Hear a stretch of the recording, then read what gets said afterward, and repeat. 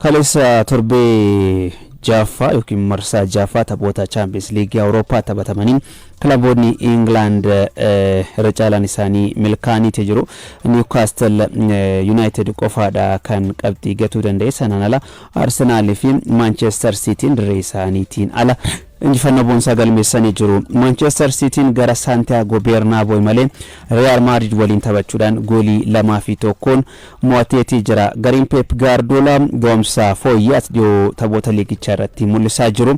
Bernabeu irratti sirra deebi'uu danda'eetii jira. Kaleessa goolii 2-1 yoo injifatu Nico O'Reilly fi Erling Braut Haaland gooliiwwan injifannoo kilabicha galchuu danda'aniiti jiru. Goolii tokkitti Real Madrid mo'amuu jalaa hin baasin Rodrigoodha kan galche. Rodrigoon Manchester City irratti irra deebiidhaan taphataa goolii galchuudha.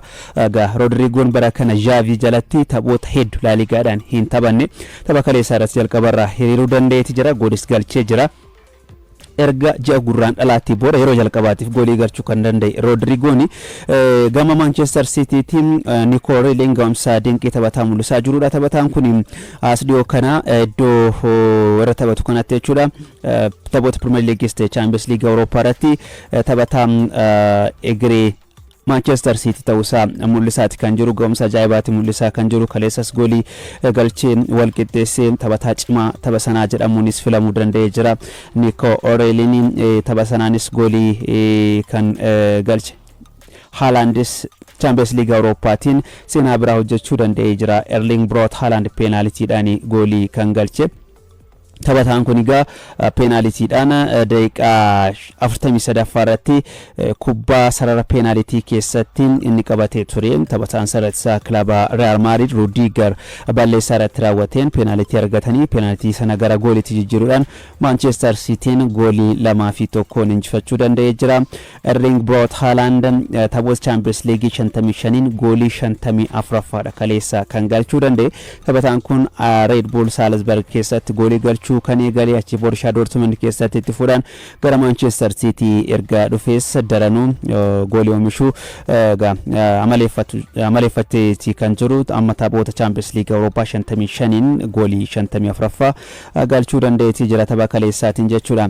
Leenjisaan Real Madrid Xavi Alonso goomsi inni taphoota La Ligaatiin mul'isaa jiru. Egaa leensaan kun turmaan isaa yaaddoo jala galuun ni yaadatama. Amma daranuu dhiibbaan leensichaa kaleessa erga Manchester City dirree fi deeggartoota isaanii fuulduratti mo'amanii booda akka dabaluudha kan himame. Manchester City fi Real Madrid kaleessa yeroo 15ffaadhaaf akka waliigalaatti taphoota Champions League Awurooppaatiin kan walitti dhufuu danda'anii waggoottan 5 darbe walitti aansuudhaan waliin taphatanii jiru. Kilaboonni kunneen lamaan akkuma liigota gurguddoo Awurooppaatu kilaboonni irra deddeebiidhaan waliin taphachuudhaan waltajjii kanarratti jalqaba irratti ka'uu danda'an Manchester City fi Real Madrid. Kaleessa garuu gareen Pep Guardiola Manchester Cityin Bernabeu irratti Real Madrid injifachuu danda'ee jira. Leenjisaan kilaba Real Madrid Xavi Alonso fi Pep Guardiola yeroo jalqabaatiif kan walitti dhufuu danda'an hojii leenjisummaatiin erga eegalanii keessattuu yeroo taphataa turetti Xavi Alonso Bayern Munich keessatti Pep jalatti leenji'aa turuun isaanii yaadatama. Erga leenjisaa ta'ee booda garuu kilaboonni kunneen yookiin Pep Guardiola fi Xavi Alonso fuulletti walitti dhufanii waliin morkachuu hin dandeenye. Kaleessa tapha jalqabaa isaaniitiin Pep Guardiola garee Xavi Alonso injifachuu danda'eeti jira. Tapha kaleessaa irratti Manchester Cityin kubbaawwan kallattii isaanii eeggatan 8 yaalee jira. Real Madrid faallaa isaatiin kubbaa tokko qofaadha kan yaale. Kubbaan tokkoon sun kan Rodrigoon galche. Sanaan ala yaalii biraa kan kallattii eeggate taasisuu hin dandeenye jechuudha. Manchester Cityin caalee taphachuu isaati kan namatti mul'isu jechuudha. Kaleessa Manchester Cityin injifachuu isaatiin qabxii isaas 13 gaachuu danda'eeti jira. Taphni biraa kan Arsenal fi Club Brugge taphatanidha. Taphni kun injifannoo Arsenal goolii 3-0dhaan kan xumurame. Arsenal dirree isaatiin ala Club Brugge waliin kan taphate. Gooliiwwan injifannoo Arsenal Noni Maduukiin goolii 2 galchee jira. Gabriel Martinelliin akkasuma goolii 3ffaa galchuu danda'ee jira. Noni Maduukiin daqiiqaa 25ffaa fi 47ffaa irratti gooliiwwan galchuu kan danda'e. Gabriel Martinelli daqiiqaa 56 akkasuma goolii sadaffaa kilabicha galcheetii jira. Kaleessa Gabriel Jesus guyyoota 332 booda gara direetti deebi'ee jira. Taphataan kun egaa miidhamaan yeroo dheeraadhaaf kan dabarse kaleessa jijjiiramee seeneetii jira. Taphatichi taphoota taananiin Arsenaaliif ni gargaaraa fi keessattuu sarara fuuldura irratti iddoo isaa irratti akkaan rakkataa turuunsaa ni beekama. Arsenaal amma Jesus deebuunsaa taphoota Premier League irratti daranuu Arsenaal cimee akka dhiyaatuuf ni gargaara jedhameeti kan eegamu. Kaleessa jijjiiramee seenee taphachuu dandeetti jira. Taphoota biroo kaleessa taphataman yookiin qabxiiwwan kaleessa galmaa'an biroo ilaaluudhaaf Kaarabaa dirree fi deeggartoota fuulduratti Ajax Amsterdamiin goolii 4-2 kan mo'ame. Ajax durfamurraa ka'uudhaan kan injifachuu danda'e. Gooliiwwan injifannoo Ajax Amsterdam Dolberg daqiiqaa 39 galchee jira. Guluk taphataan jedhamu daqiiqaa 79 fi 90 goolii lama yoo galchu Gayen daqiiqaa 82 goolii afuraffaa kilabichaa taphataa galcheedha. Gooliiwwan Kaarabaak duraanii fi Mateos Silva taphattoota jedhamanidha. Daqiiqaa 10 fi 47 galchuu kan danda'ani. Taphni biraa kan Villarreal fi Copenhagen walitti fideedha. Osoo jennu taphoonni kaleessa hedduun isaanii abbootiin dirree mo'amanii jiru yookiin qabxii gatanii jiru guutumaan guutuutti jechuudha. Villarrealis dirree fi deeggartoota fuulduratti Copenhagen goolii 3-2 mo'amee jira. Gooliiwwan injifannoo Copenhagen El Yunus daqiiqaa 2 Achurin daqiiqaa 48 akkasuma Carlos taphataan jedhamu daqiiqaa 90 yoo galchu. Villarrealiif Santi Kamosanaan daqiiqaa 47 Oluwasein daqiiqaa 56 goolii mo'amu jala Villarreal hin baasin galchaniitti jiru. Shaampiyooniin dorgommicha Paris Saint-Germain direetiin ala gara Spain malee Athletic Bilbao waliin goolii maleedha kan xumure. Taphni kilaboota kanneen lamaaniin goolii malee xumuramuu danda'eetii jira jechuudha.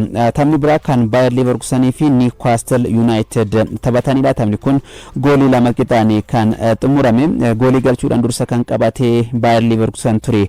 Kubbaa taphataan Newcastle United Bruno Guimaraes daqiiqaa 13 irratti garee isaa irratti galcheen Bayer Leverkusen dursaati kan ture. Taphni kun hamma boqonnaattis dursummaa Bayer Leverkuseniin imalaa ture. Daqiiqaa 51 irratti boqonnaa deebii jechuudha. Penalty Anthony Gordon galcheen Newcastle itti qixxaate. Sana booda miilee goolii daqiiqaa 74 irratti galcheen dursuu danda'anii turan jechuudha Newcastle United. Sana booda Alejandro Grimaldo taphataan jedhamu Grimaldoon jechuudha daqiiqaa 88 irratti goolii qixxeessituu Leverkusen galchuudhaan kilaboonni lamaan goolii lama qixxaan xumuruudhaaf kan danda'ani. Benficaan goolii 2-0 Napoli injifatee jira. Rios fi akkasuma Barreeroon daqiiqaa 20 fi 49 irratti taphattoota gooliiwwan injifannoo Benfica galchanidha. Taphni biraa kan Borussia Dortmund fi Bodo Glimt taphni kunis goolii lama qixaanii kan xumurame. Gooliiwwan Borussia Dortmund Julian Brandt daqiiqaa 18 fi 51 irratti yoo galchan Bodo Glimtiif Alay Sami fi Hoge taphattoonni jedhaman gooliiwwan lama daqiiqaa 72 irratti galchuu danda'aniiti jiru jechuudha. Egaa Champions League Awurooppaa kanaan Arsenal taphoota torbee 6 yookiin marsaa 6 hunda isaatu injifachuudhaan qabxii 18 dursaatii jira. Bayern Munich taphoota 6 keessa 5 injifatee jira. Bayern Munich Arsenaliin mo'ame torbee 5ffaa liigichaatiin. Sanaan ala taphoota hunda injifachuudhaan qabxii 15 sadarkaa 2ffaa irratti argama. Paris Saint-Germain qabxii 13 qaba. Manchester City 13, Atalanta 13 qabaachuudhaan goolii wal caalanii sadarkaa 3ffaa hamma 5ffaa jiru qabatanii jiru. Inter Milan qabxii 12, Real Madrid qabxii 12, Atletico Madrid qabxii 12, Liverpoolis qabxii 12 qabaachuudhaan akkasuma itti aanuun kilaboonni Kairat akkasuma Villarreal jedhaman qabxii tokkoon sadarkaa 35ffaa fi 36ffaa irratti argamu. Ajaxis bara kana kilaba ga'umsa laafaa mul'isaa jirudha. Qabxii 3 qaba. Slavia Praha qabxii 3, Bodo Glimt qabxii 3 qabaachuudhaan sadarkaa 32ffaa amma 36ffaa jiru qabataniiti jiru jechuudha. Taphoonni liigii Awurooppaas har'aa ni taphatamu. Taphoota hedduudha kan taphatamani. Dynamo Zagreb Real Betis waliin, Frankfurt Rangers waliin, Ludogorets Razgrad PAOK Athens ሊየንስ ወሊን የተባቱ ሚችላንድ ጌንክ ወሊን ኒስ ስፖርቲንግ ብራጋ ወሊን ኖስትሩም ግራዝ ሬድ ስታር ቤልግሬድ ወሊን የተባቱ ስቱትጋርት ማካቢ ቴልአቪቭ ወሊን ዩትሬክት ኖቲንግሃም ፎረስት ወሊን የተባቱ ኖቲንግሃም ፎረስት ክለባ የሮ ጀልቀባት ፍርጎሚ ከነትርማታ ጅሩዳ እርጋ ወጎታ ዴራቲን ቦደቹዳ ያንግ ቦይስ ሊል ወሊን የተባቱ ባዘል አስቶን ቪላ ወሊን ከስመ ብራን ፍራን ፌነርባቺ ወሊን ሴልታ ቪጎን ቦሎኛ ወሊን ሴልቲክ ሮማ ኤፍሲሲ ቢን ፌኖርድ ወሊን ፍራይቡርግ ሬድቡል ሳልዝበርግ ወሊን ኦሎምፒክ ሊዮንስ ጎሄድ ኤግልስ ወሊን ፓናቲኒያኮስ ቪክቶሪያ ብሌዛ ወሊን ኒታባቱ ፖርቶን ማልሞ ወሊን ኒታባቱ ቹዳ ተቦታ ኩዳ ሰዴቲ ካን ተባተማን ሀራ ጋ ሊግ ኮንፈረንስ አውሮፓኒስ ተቦኒ ኒታባታሙ ተቦታ ጀጀቦ ሀዳ ተባተማኒ ፊ ኤገማን ኬሳ ካን ራዮ ቫይካኖን ክላባ ቢያሎ ስቶ jedhamu waliin taphatan akkasuma kan kilabiin Men's Lech Posen waliin taphatu Crystal Palace Shelbourne waliin taphatu taphoota eegamanidha. Egaa odeeffannoo gaggabaa birootti hon darbu Salah arganna. Mohamed Salah turtiin isaa Liverpool xumura argachuu akka danda'udha yookiin wanca Afrikaatiin booda deebii argachuu akka danda'udha BBC'n kan gabaase. Taphataan kun as dhiyoo kana kilabicha keessatti carraa taphaa argachaa hin jiru. Taphoota Premier League sadii walitti aansee teessoo jijjiirarra taa'e akkasuma tapha Champions League Awurooppaa dheengadda Liverpool reetiin ala Inter Milan goolii 1-0 injifatee keessa hin turre.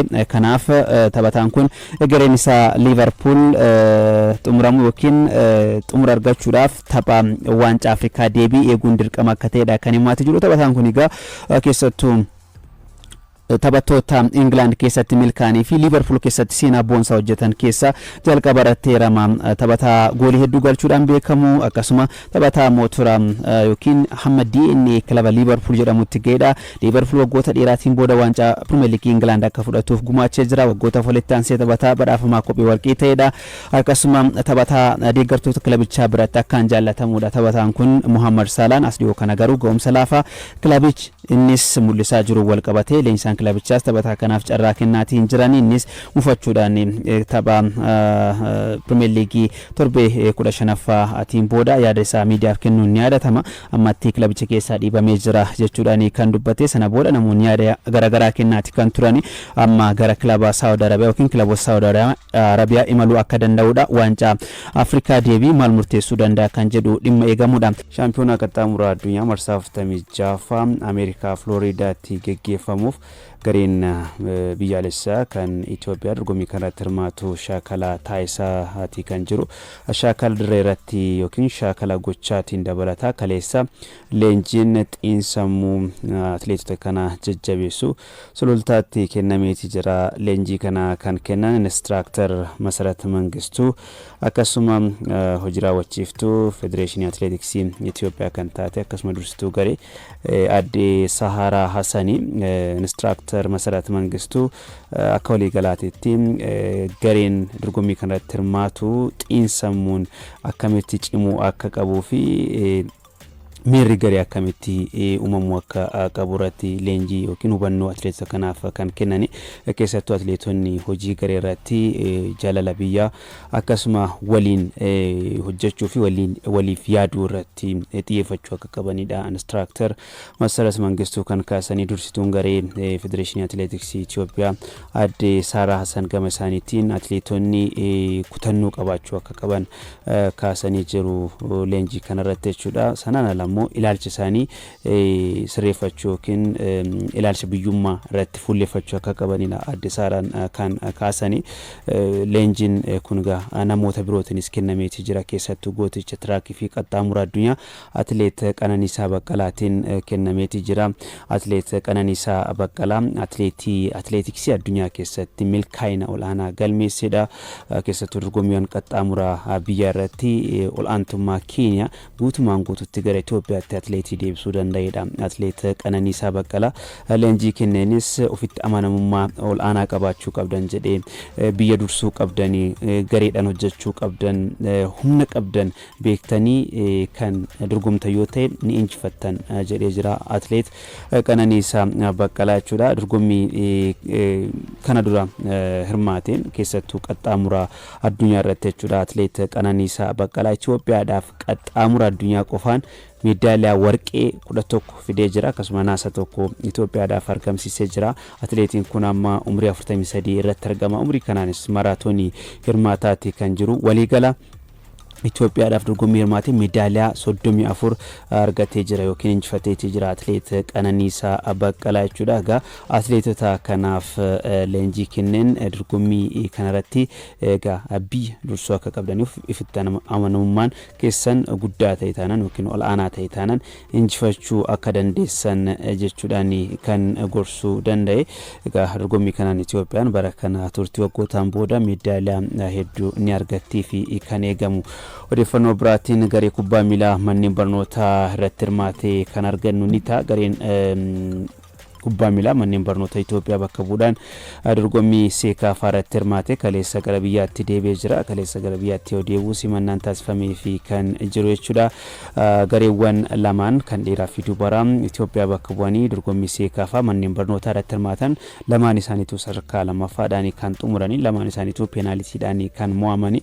Egaa dhiiraan manni barnootaa Daakoo Garaadoo Asallaa hirmaatee akkasuma dubaraan manni barnoota Gadaa Roobalee Adaamaa qooda fudhateeti jira. Dorgommii kanaanis manneen barnootaa kunniin naannoo Oromiyaa irraa Itoophiyaa bakka bu'anii dorgommii seekaafaa kanarratti hirmaachuudhaan meedaaliyaa meetii yookiin sadarkaa lammaffaadhaan xumuranii gara biyyaatti kan deebi'anii.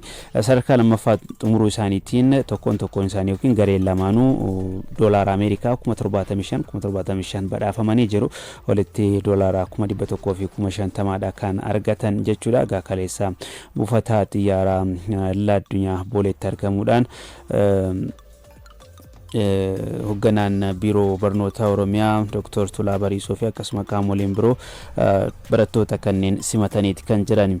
Odeeffannoo beeksisa xumuraatiin Pirimeer Liigii Itoophiyaa argannaa tapha qixxeessituu torbee sadaffaatiin kaleessa Staadiyeem Yuunivarsiitii Hawaasaatti Shaggarii fi Madiin Itoophiyaan morkiin taasisan injifannoo Madiin Itoophiyaatiin xumuramee jira. Pirimeer Liigii Itoophiyaa torbee sadaffaadhaan taphachuudhaaf kan ture kilaboonni kunneen lamaan sababa Madiin Itoophiyaan dorgommii kilaboota Afrikaa kan Champions League kilaboota Afrikaa irratti hirmaachaa tureef taphni kun yeroo biraatti darbuudhaan kaleessa taphatameeti jira. Haaluma kanaan shaampiyooniin Pirimeer Liigii Itoophiyaa Madiin Itoophiyaa goolii 1-0dhaan Shaggar injifatee sadarkaa isaas akkasuma qabxii isaas fooyyeffateeti jira. Amaanuel Erbo daqiiqaa 48 affaarratti goolii injifannoo kilaba kana yookiin Madiin Itoophiyaa galchuu danda'eeti jira.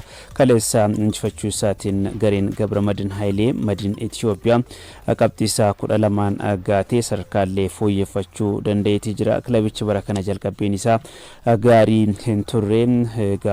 Hamma kaleessaatti qabxiin inni qabu 9 qofa ture. Kaleessa injifachuu isaatiin qabxii 12 gaachuudhaan sadarkaa 14 irraa gara 12tti fooyyeffachuu danda'eeti jira. Shaggar ammoo kaleessa mo'amuu isaatiin achuma sadarkaa 10ffaarra turuudhaaf dirqamee jira. Kilabiin kun barana gara Pirimeer Liigii Itoophiyaatti kan makamuu danda'e keessattuu kilabichi taphoota dabarsi magaalaa Hawaasaatti ga'umsa fooyyee mul'isaa ture. Goolii galchaati kan ture. Taphoota taphateenis goolii 9 galchuu danda'ee ture. Taphoota torbee 8 taphateen kaleessa garuu milkaa'uu hin dandeenye. Shaggar kaleessa goolii 1-0dhaan mo'amee qabxii 12 achuma sadarkaa 10ffaarra turuudhaaf dirqamee jira. Pirimeer Liigii Itoophiyaa kana dursaati kan jiru taphoota torbee 9 hamma yoonaa taphatamaniin jechuudha. Bunni Sidaamaa qabxii 20 dursoo irratti argama. Goolii qulqulluu 8 qaba kilabiin kun. Barana kilabiin kun egaa ga'umsa hin eegamin mul'isaa jira. Bara dorgommii darbee akkuma yaadannu waancaa Itoophiyaa injifatee ture. Ta'us garuu taphattoota federeeshiniin kubbaa miilaa Itoophiyaa hin eeyyamin hiriirsa jedhamuudhaan waancaan sun Walaayitaa Diichaadhaaf dabarfamee kennamuun isaa ni yaadatama. Inumaayyuu ciminni Buna Sidaamaa bara kanaa xiiqii waancaa dhabuu sana akka ta'edha kan himamu. Sanas ta'e kana garuu kilabichi taphoota torbee 9 irraa qabxii 20 qabachuudhaan garaagarummaa kilaba sadarkaa lammaffaarra jiru Faasil waliin qabu qabxii 3 jechuudha. Liigicha dursaatti kan jiru Faasil qabxii 17 sadarkaa lammaffaarratti argama. Kilabiin kun egaa barichaan kilaba tapha tokkollee hin mo'aminidha. Faasil qabxii 17 sadarkaa lammaffaarratti argama. Yohaannis Saaleetiin kan leenji'u barichaan akkuma Buna Sidaamaa kilabiin hin eegaminii fi ga'umsa gaarii mul'isaa jiru Faasil jechuu dandeenya. Sadarkaa sadarkaa lammaffaarratti argama. Tapha torbee sagalii taphateen tapha tokkos mo'amuu hin dandeenye yookiin hin mo'amne jechuudha.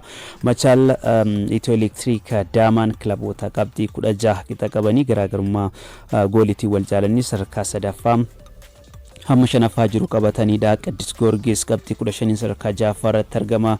Akkasuma Hawaasaan qabxii 14 qaba. Mirreegannat Shiree Nageellee Arsii kilaboota qabxii 13 qabaniidha. Keessattuu Nageellee Arsiin magaalaa Hawaasaattiin ga'umsa ajaa'ibaa kilaba mul'isaa jirudha. Amma qabxii 13 sadarkaa 9ffaa irratti argama jechuudha.